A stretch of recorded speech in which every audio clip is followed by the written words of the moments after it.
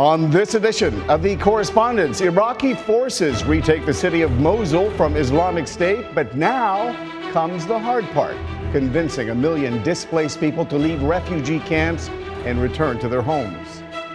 A political and economic crisis paralyzes parts of the country as Venezuela moves forward with plans to elect a special assembly to change the constitution. And here in the U.S., what's going on with health care, with Congress, and with the Trump administration? Well, there's a lot of talk, not a lot of compromise, and very little action.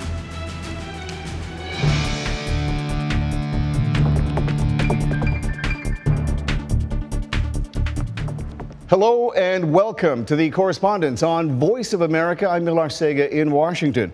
Well, Iraqi forces have now recaptured the northern city of Mosul, retaking the old city that has been under Islamic State control for 3 years.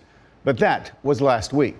Now, Iraqi officials say the challenge is how to close the refugee camps that have been home to so many who fled to escape the violence. Now, about 1 million people have been displaced by the 9-month conflict. Ali Javan Mardi of VOA's Persian service is covering the story for us. Our Michael Lippin narrates. About 4,000 people live in this displaced persons camp in Baharka, close to Erbil, the capital of northern Iraq's Kurdistan region. It is one of more than a dozen camps in the area for people who fled the fighting in the northern Iraqi city of Mosul. Some of those at Baharka are in no hurry to go back. Nadia Ali, a 25-year-old mother of 4 children, lost her husband in the Mosul conflict. There's no house for me there. I prefer living in these conditions to returning to a city that is not safe. Many here lost relatives and saw their homes destroyed in the 9 months it took Baghdad to oust Islamic State militants from Mosul. The children are too young to understand. They just want to go home. But the adults say they are not ready to return to a city lacking in security, basic services, and food. The Iraqi Prime Minister says, come back, come back. If I don't have money, how can I come back? With only my clothes? This Sunni Arab man is so angry at how Iraq's Shiite-led government is handling the situation that he says he doesn't consider himself to be an Iraqi. Sentiments like that could make it difficult for Baghdad to achieve the goal of clearing all the camps by the end of this year. So what happens next to these Iraqi families? And have we heard the last of Islamic State? Well, to help us out with those questions and more, I'm joined here in Washington by VOA Kurdish Service reporter Khalid Fatah, along with frequent contributor, national security correspondent Jeff Selden. I thank you both for joining us. Khalid, the first question goes to you. Obviously, a lot of refugees very reluctant to leave the relative safety of these camps. What would it take to bring them back home? Well, for the people, what it takes to take them back, they are looking forward to have a security, safety, clean water. They looking for the job. We see it in the report.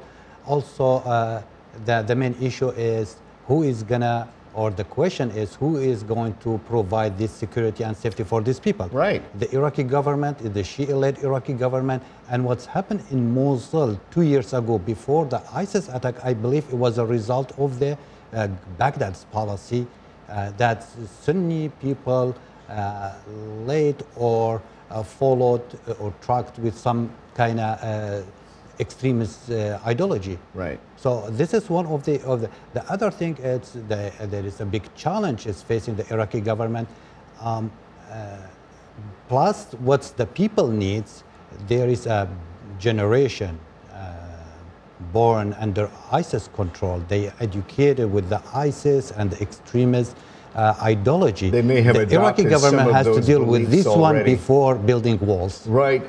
Now, Jeff, Iraqi government obviously saying that they've won a victory against Islamic State. First of all, is that true? And do militants still pose a threat to those refugees in some of those camps who may be coming back? Well, there definitely was a victory for the Iraqi army. It was a hard-fought battle to retake Mosul from the Islamic State militants and the fighters, some of whom are still positioned in the city. So while the main battle is over and Iraq has declared victory, and not only in Mosul, but over the physical state, the caliphate as declared by the Islamic State, the fight is not over. And you hear that from both American officials and Iraqi officials. There are 2 problems that they're facing right now, or actually 3.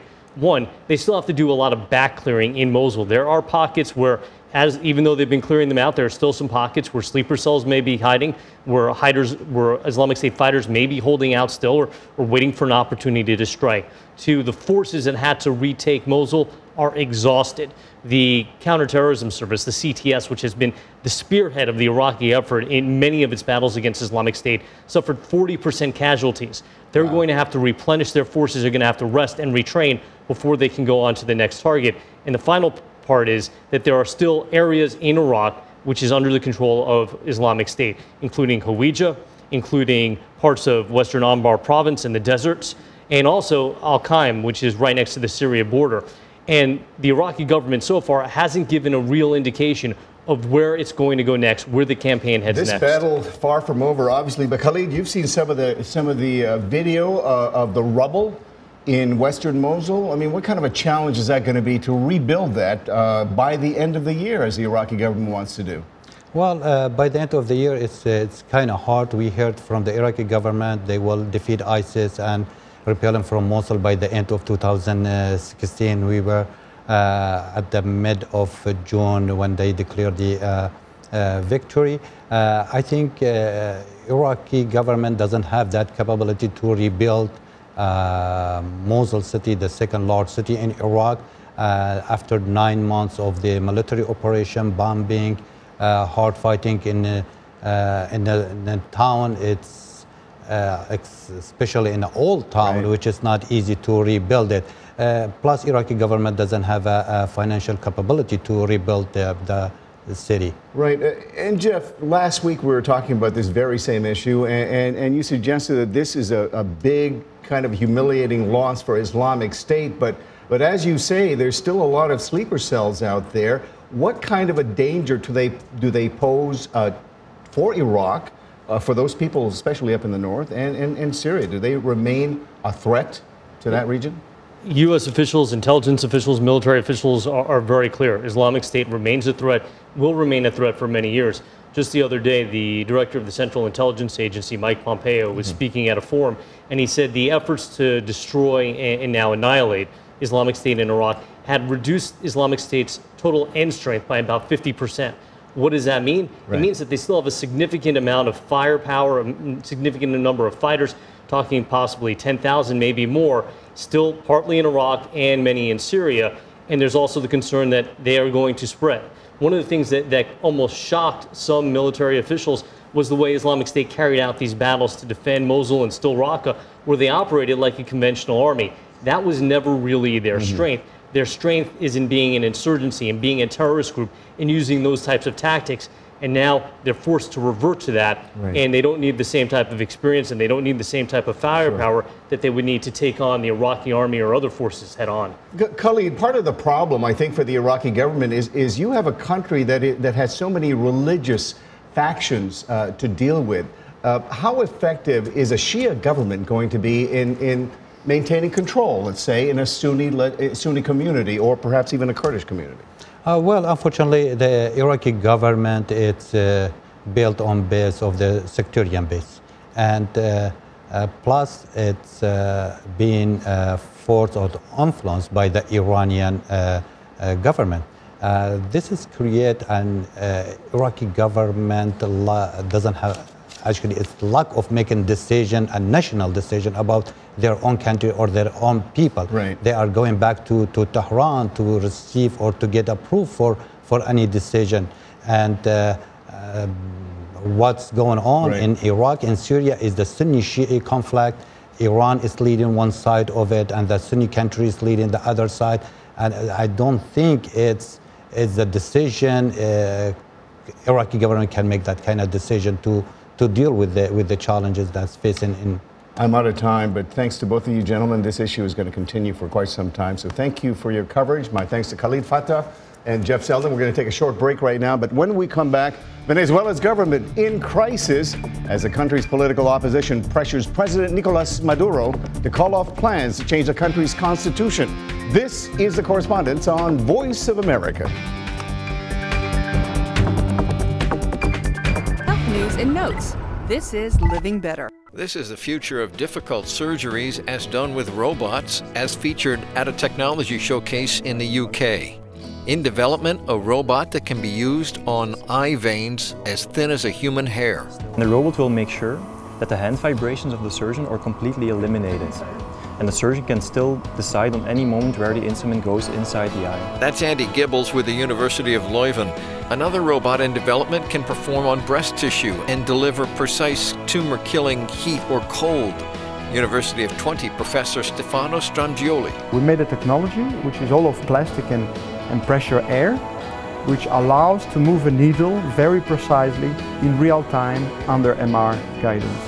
Surgery robots have made headlines since the turn of the millennium, and experts say they continue to evolve to offer greater precision and less trauma to the patient.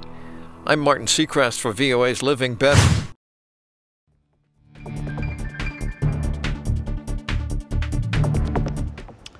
And welcome back to the Correspondents on Voice of America. I'm Milar Sega. And now to the continuing political and economic crisis in Venezuela. In a non-binding national referendum organized by opposition groups, nearly 1/3 of the national electorate have called on President Nicolas Maduro to give up the idea of electing a special assembly whose primary task, we're told, is to put together a new constitution. Now, Maduro says the referendum is illegal, and he vowed to push forward with a July 30th vote to elect the special assembly. Now, opposition groups blocked the streets of Caracas on Thursday with sandbags and wooden planks as they called for a national day of strike. Police removed some of the barricades to allow traffic to start moving again. The 24-hour strike was meant as an expression of disapproval for Maduro's constitutional assembly plan. The opposition is calling for a boycott of the July 30th election, which would essentially bypass the opposition-controlled legislature and entrench Maduro's hold on Venezuela. And for more on the socio-economic crisis that has left parts of Venezuela in a virtual standstill, we are joined from our UN studio in New York by VOA Spanish service broadcaster Celia Mendoza. Thank you. And live on Skype, I'm apparently by phone from Caracas, Venezuela, by VOA reporter and producer Alvaro Algara. Bienvenido y gracias. Thank you both for joining us. Alvaro, I'll ask you the first question. You've been in the capital, Caracas, for some time now. Where are we seeing the protests? There's a lot of unrest there. What's it like, I guess, in Caracas as we head into this weekend? Yes, sir. Good morning to all the audience that is watching us this time in Voice of America. Effectively, it's been 110 days, difficult days for the democracy in Venezuela. Yesterday we had a strike for 24 hours. That was so difficult to walk in Venezuela. It was impossible. Right now, the opposition is electing the members of the maximum supreme against the government.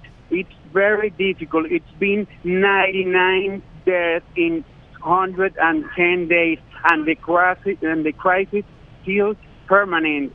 There is no food, there is no medicines in Venezuela. The people want elections, sir. Right. Alvaro, the turnout was pretty large. I think we have estimates of 7.2 to 7.5 million voters. What did they tell you? Did you speak to any of them? What are their big concerns as under Maduro's leadership? Yes, sir. They want the people, the opposition people want elections. They don't want any violence. They manifestate this weekend on Sunday. 7 million of people want elections in Venezuela. They don't want to be with President Maduro all the time in the government. They want a change, pacific change. They don't want more blood in the streets of Venezuela. Right. It's very difficult what we're living in Venezuela, including me. We can talk a little bit more about that. But Celia, I want to get you into this conversation. Now, Sunday's referendum, as you know, was not sanctioned by the government and therefore has no legal authority. But has the international community weighed in about this referendum? all they have, Mil. One of the community. things is the most important thing in terms of what the United Nations have said is they have pretty much just sent a message to Maduro and its government to let the elections happen, to protect the freedom of speech, to be able to go through all these processes that is being speared by the National Assembly. However, we have seen strong messages from countries, and for example, the United States through their State Department and the President of the United States, who actually said that this is illegal. They have recognized it. The European Union have done the same. And something that is very key is they have condemned the efforts by the government of Nicolas Maduro to continue with the efforts of July 30th. They actually have threatened with sanctions if they continue with this day of election where they will try to change the constitution of the country. It wasn't only a threat coming from the United States, it also was a threat coming from the European Union when Federica Mogherini had said that this effort from the government of Nicolas Maduro is not good for the country, is not good for the region. And I hear, Celia, that the White House is threatening sanctions. What would those sanctions do? Who would they affect? Well, definitely the United States is not new to sanctions against individuals in Venezuela, and that's something that they will continue. Starting on Tuesday, we have reports of sanctions and two possible individuals, the Minister of Defense, Vladimir Padrino, as well as the second in command of the party, of the Socialist Party, the party that is in the government, and that will be Diosdado Cabello. Those sanctions are in particular to those individuals, their assets, their funds. But now they're considering a possible second phase, and that's something that is very taunting for the government of Maduro, is the possibility of the oil sector to be punished. And that will be, for the first time, a sanction that will affect directly the people of Venezuela. It will make more difficult the access to money, but also for the people will be food, and as Alvaro was saying, this shortage of medicine. And one of the big issues also, and that's something the White House is considering, Venezuela is the third largest provider to the United States of oil. After Saudi Arabia and Canada, Venezuela is the largest third provider, and that will mean that we, the people that live in the United States, will see some effects and on the pumps at the time of trying to get gas, because those prices could go up. But it's something that President Trump says that he is willing to do if he seems needed, and they will do it before even the July 30th vote. Alvaro, as Celia mentioned, it really is the economy that is driving a lot of the unrest there in Venezuela. Venezuela as a country used to enjoy one of the higher standards of living in that part of the world, but that was before oil prices tanked. What's the economy like right now in Caracas, where you are? Every day I see how families are hungry on the streets.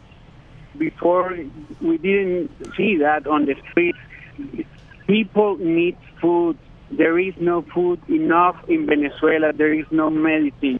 People is asking for medicine. They want to open the human channel for getting the medicines and food that all the countries are offering in Venezuela, but the government doesn't want to open it. That's very important. Another thing important is the censorship in all the media in Venezuela. That's the importance of America and all those media that want to know. They let know what is real going on in Venezuela. Right. Celia, let me give you the last word on this. I got like about 10 seconds. Are there any possible solutions being proposed by the United Nations, for example, on how to avert a larger crisis in Venezuela?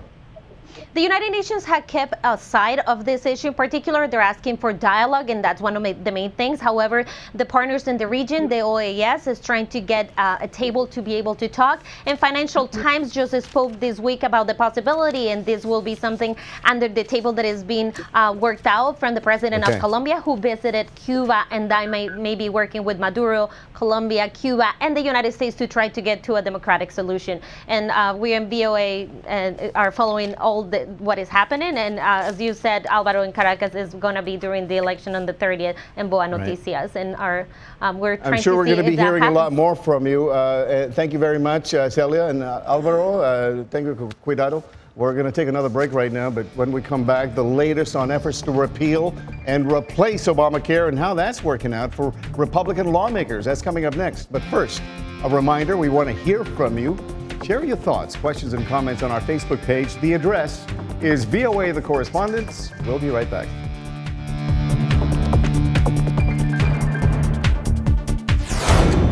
This is BizBeat. McDonald's, the American hamburger chain, is looking to make its business model faster and become more customer-friendly. By adding digital kiosks, expanding delivery, and developing an app, the company can tailor to customers more efficiently and cut down on ordering times. Nick Karavides owns 22 franchises around Chicago and says the focus is on the customer.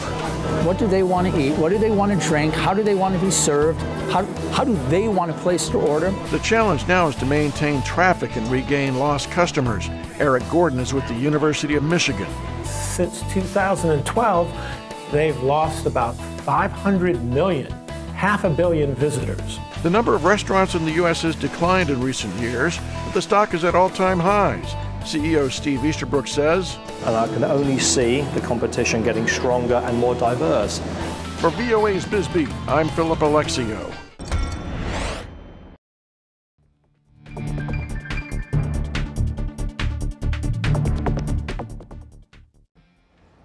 And welcome back to the Correspondents on Voice of America. I'm Mil Arcega in Washington. Well, Republican lawmakers are in turmoil here in Washington after their quest to scale back the U.S. government's role in health care collapsed again. Now, that leaves former President Barack Obama's health care law, also known as Obamacare, the law of the land. The Republican majority's failure to pass its version of a health care bill is a major defeat for President Donald Trump, and it's a defeat that has emboldened minority Democrats. VOA's Michael Bowman has our report. But we knew that it was the right thing to do. A stinging admission from the Senate's top Republican after two more members of his caucus abandoned the health care bill. I regret that the effort to repeal and immediately replace the failures of Obamacare will not be successful. I'm certainly disappointed. For 7 years I've been hearing repeal and replace from Congress, and I've been hearing it loud and strong, and then when we finally get a chance to repeal and replace, they don't take advantage of it. I think train wreck is a fair way to characterize it. Republican leaders floated a new idea, scrapping Obamacare with no replacement plan at all. Several Republican senators quickly rejected the idea, as did a unified Democratic caucus. I don't believe that a majority of senators are willing to support a reckless leap in the dark. Republicans had crafted the bill on their own behind closed doors. That must end, according to Democrats, who urge cooperation to address Obamacare's shortcomings.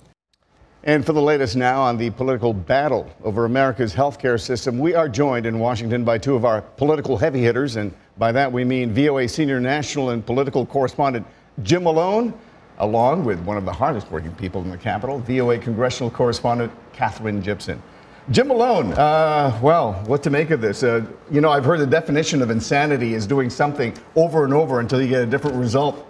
Clearly, this is not working out for Republicans. It's not. It's a major setback. They're going to make another attempt to resuscitate this in the coming days, but the overall atmosphere doesn't look good for getting the two sides to agree. Yeah. The heart of this is division among Republicans, and specifically the conservatives who don't think the bills are going far enough to completely roll back Obamacare, and moderates who are worried about the impact of what the Republicans want to do on their states, specifically millions of people who would potentially lose their health insurance coverage because of a reduction in subsidies and federal programs in the bill.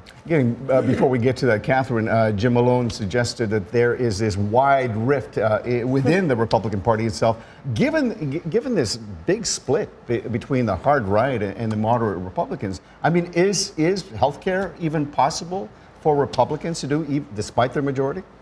Well, you know, Mil, there's a possibility that there could be a way forward if Republicans are willing to reach out to Democrats. Many House Democrats that I was talking to up on the Hill this week said that they're willing to work with Republicans, but the base of that is a little bit different. They're saying that they want Obamacare to stay, but there are some changes that can be made. Now, Republicans don't see it that way, so you have to see that Republicans and Democrats don't even see the starting point in the same way. And Jim Malone, I mean, the Democrats have been essentially locked out from much of the debate over health care. Do you see a scenario where both sides can actually work together?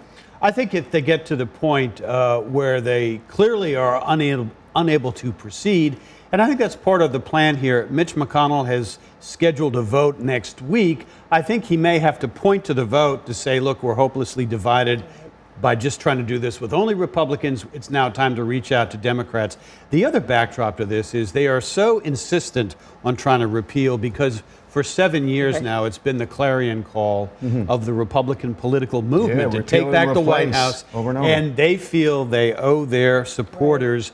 And so that's why you see this tremendous effort, not only by McConnell, but also by the president. He was finally trying to get involved there, urging them to try again. On the other hand, there's criticism. The president has not been out there selling whatever the plan is at any given time. Yeah, and I've heard that criticism as well. But Catherine, I guess what happens next here? I mean, what kind of a setback is this for the Republican agenda?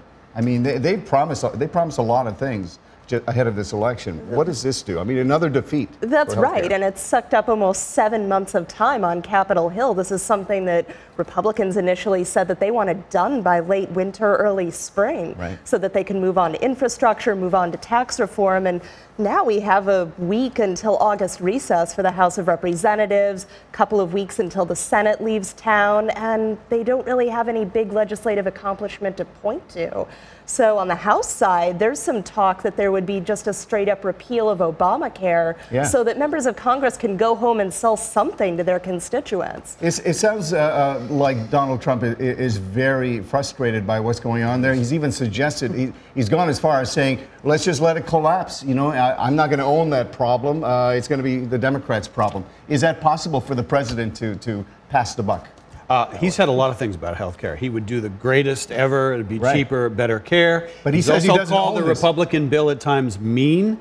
And then basically the other day, I think he revealed the key point is, I'm waiting with pen in hand in the Oval Office. Just send me some. He wants a victory.